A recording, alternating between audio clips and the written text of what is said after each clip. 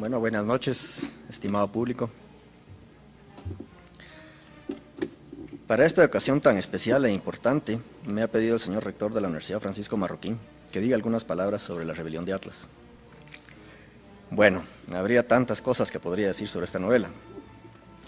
Podría decir que el tema del argumento es ¿qué le sucede al mundo cuando las mentes creativas, las causas primeras, los proton-quinón, los motores primarios se ponen en huelga? Podría decir también que el argumento dramatiza, como tema filosófico, el papel que juega la mente en la existencia del hombre.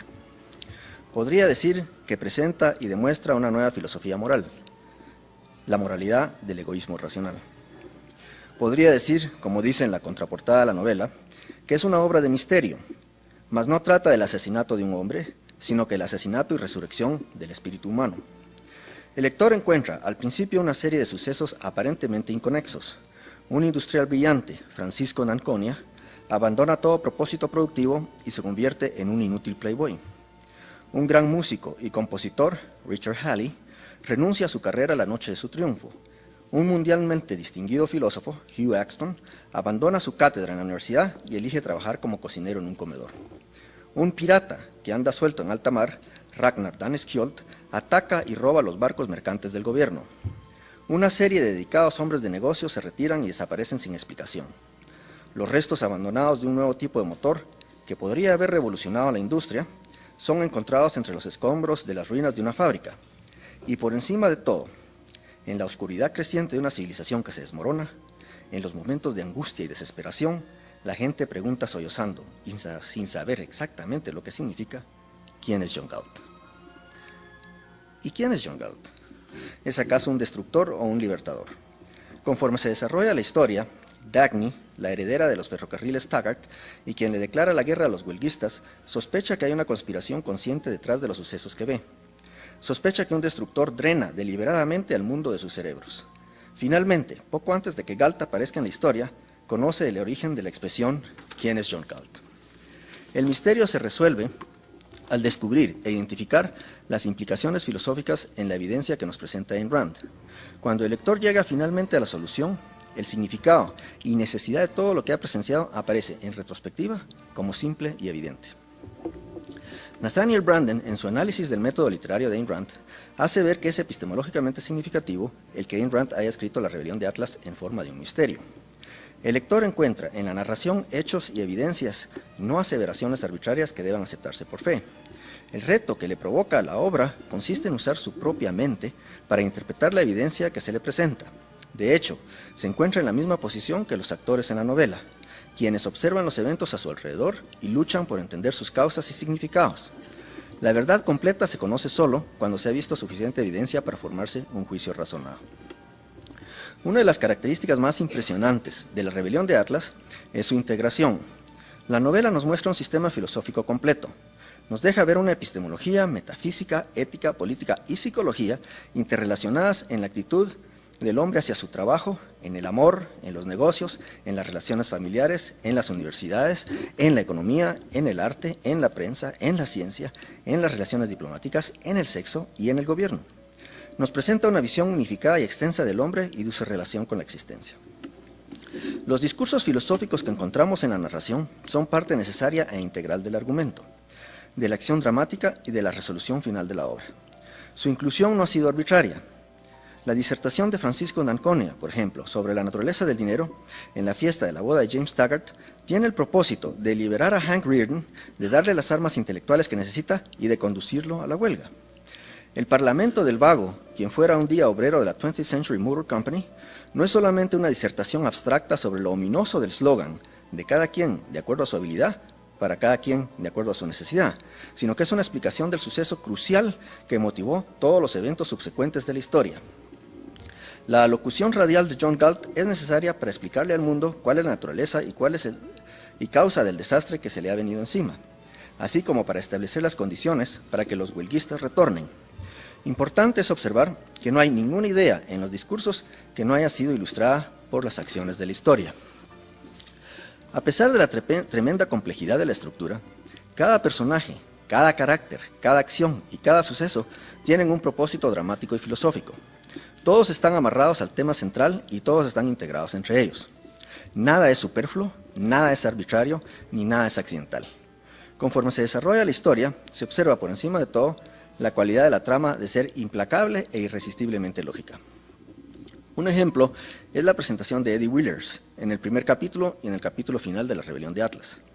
Es como una obertura del tema de una gran sinfonía que se desarrolla y luego se completa en el movimiento final. Willers es el asistente personal de Dagny Taggart. Representa lo mejor del hombre promedio. Es honesto, responsable, pero de habilidad limitada. Conoce a Dagny desde que son niños y recuerda que en el primer capítulo una conversación de su infancia, donde Dagny le pregunta qué quiere hacer cuando sea mayor. Lo que sea correcto, contesta, y agrega, tú debes hacer algo grandioso, me refiero a nosotros dos juntos. ¿Qué?, pregunta ella. Él dice, no lo sé, eso es lo que debemos descubrir.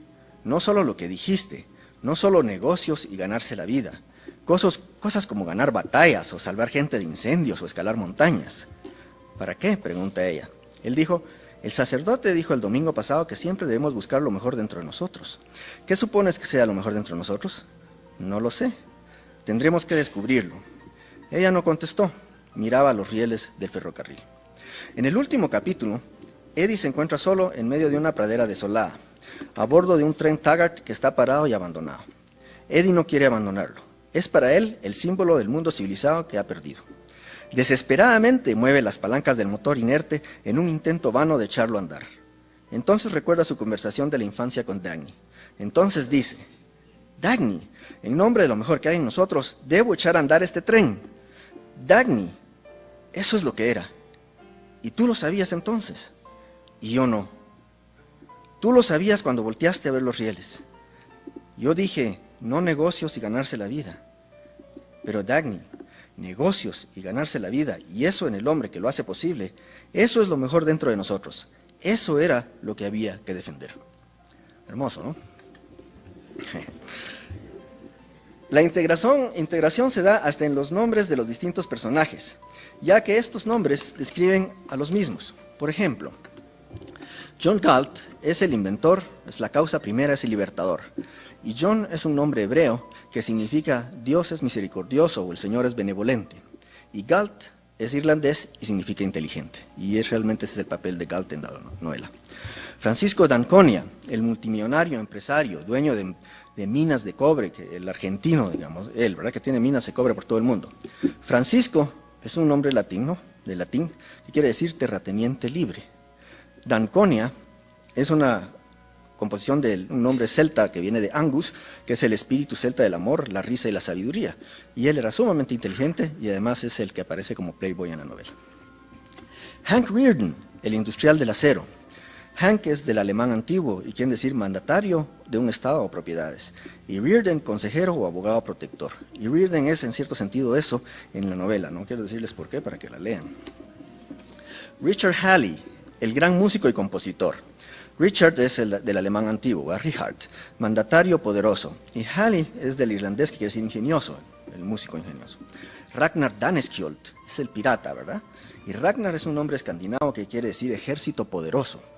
Y Daneskjöld es una combinación de dos nombres escandinavos. Danes, que es de Dinamarca, y Skjöld, capitán de barco. Hugh Axton, el filósofo destacado mundialmente, ¿verdad? Hugh es del inglés antiguo y quiere decir inteligencia. Y Axton es una combinación de dos nombres. Un árabe que es Akil, que quiere decir que es lógico, que razona. Y Ton o Tony de Antonio, que es del latín, que quiere decir sin precio, inapreciable. Dagny Taggart, la heroína de la novela, que es la empresaria que dirige los ferrocarriles, que es la que empieza a descubrir toda la trama y la que sospecha y trata de seguir de cerca los eventos. Bueno, Dagny es del alemán antiguo, Dagmar quiere decir gloria del día, y Taggart en inglés quiere decir seguir de cerca. James Taggart, el hermano.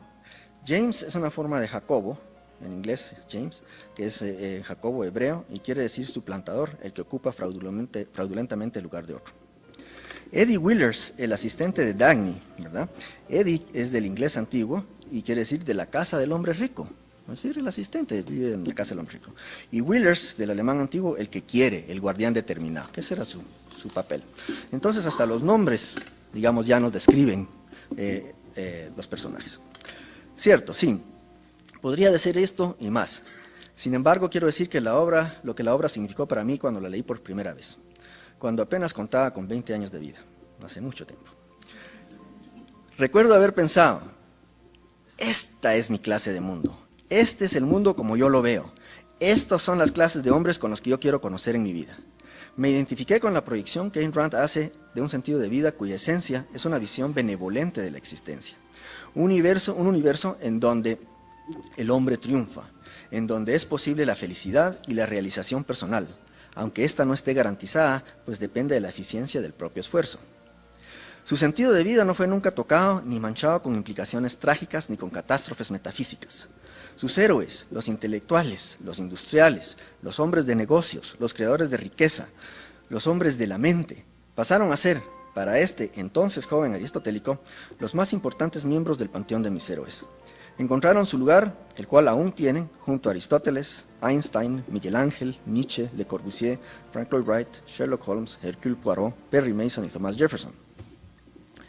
Como pueden ver, es una mezcla extraña de personajes reales y ficticios. Pero es que yo estaba convencido, como lo sigo estando hoy, que héroes como los que Ayn Rand describe deben existir. Y existen.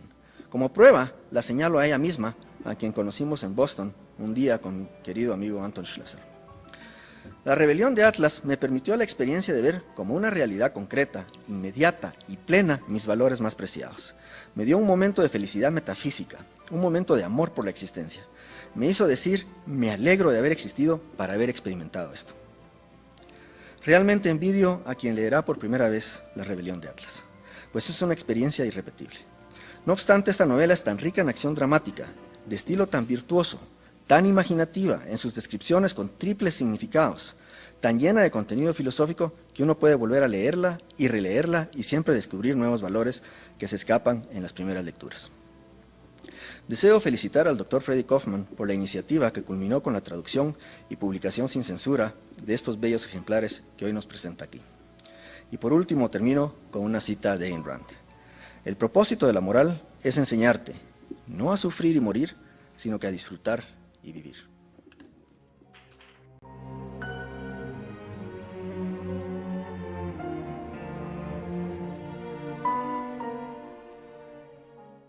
La revolución necesita tu ayuda. Dale like, suscríbete, comparte y deposita en nuestra cuenta para poder seguir esparciendo las ideas de la libertad.